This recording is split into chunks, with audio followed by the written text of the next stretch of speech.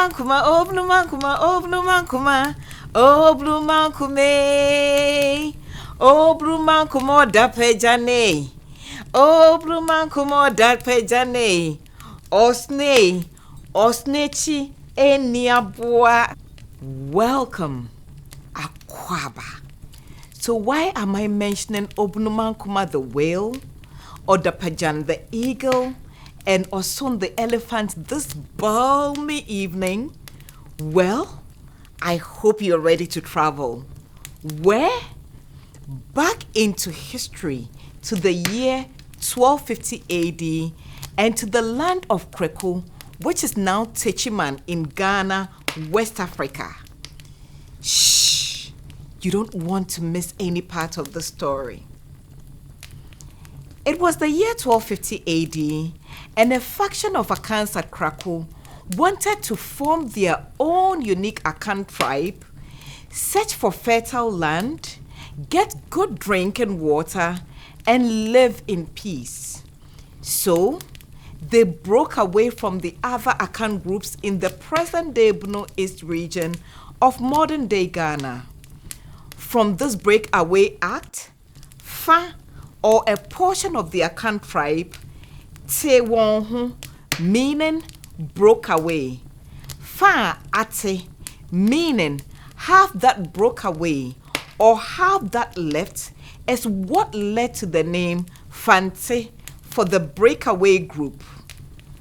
According to oral tradition, which I'm passing on to you through the story, so do remember to share as well. The Fa Ate breakaways were led by 3 warriors who possessed special spiritual powers. Their names were Obrumankoma, Odapagyan, and Oson. Remember our song? The Fa Ate people were very strategic in their choice of warlords because the largest mammal in water is Obrumankoma the whale. So, they were well protected from any perils that might come by water, whether sea, stream, river, or lake, by the warlord Obrumankoma, who possessed the powers of the whale.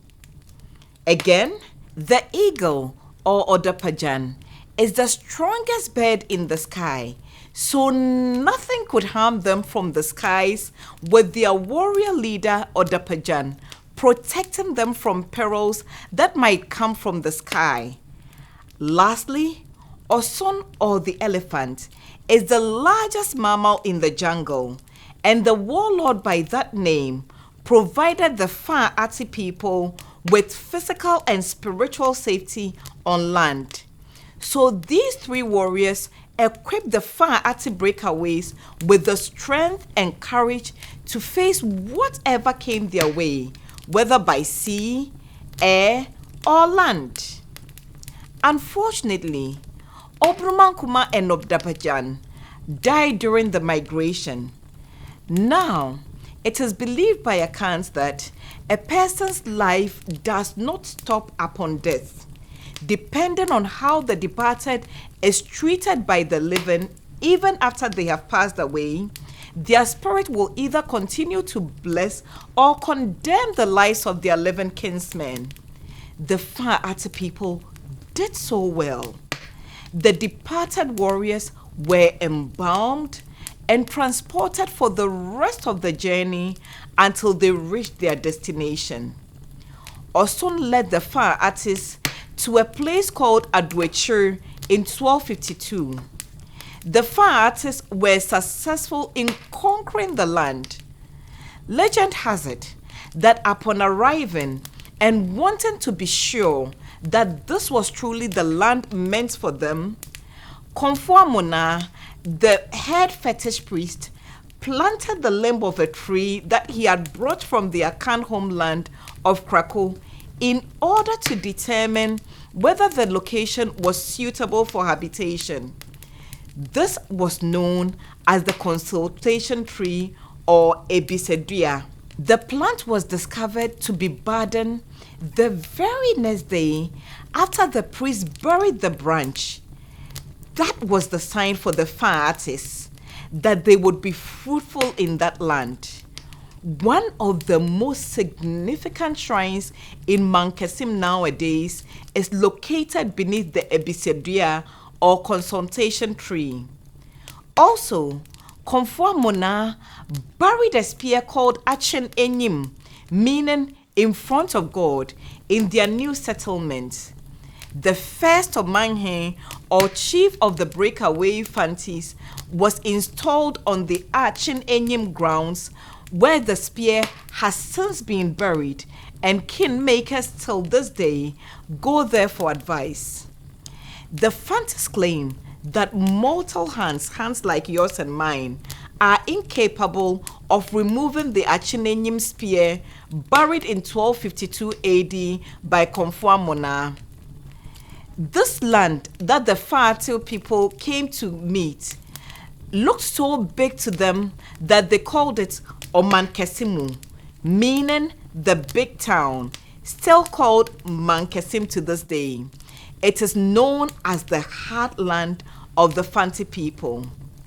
The Fantes quickly organized themselves into military groups or companies called Asafo to fend off any attackers.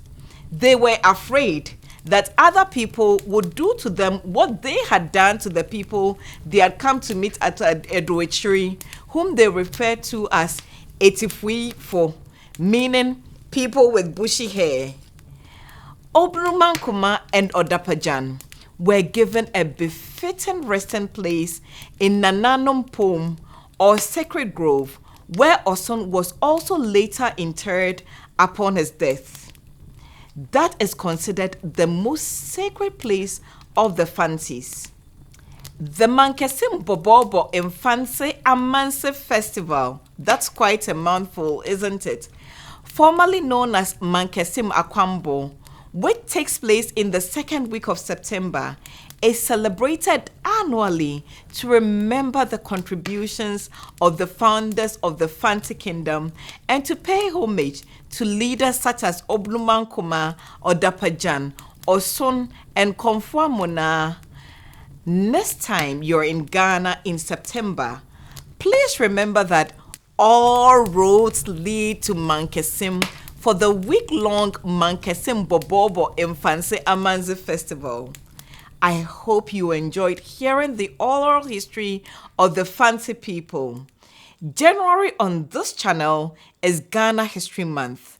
Please keep coming back to learn about Ya Santua, Togbe Chale, and other Ghanaian historical figures.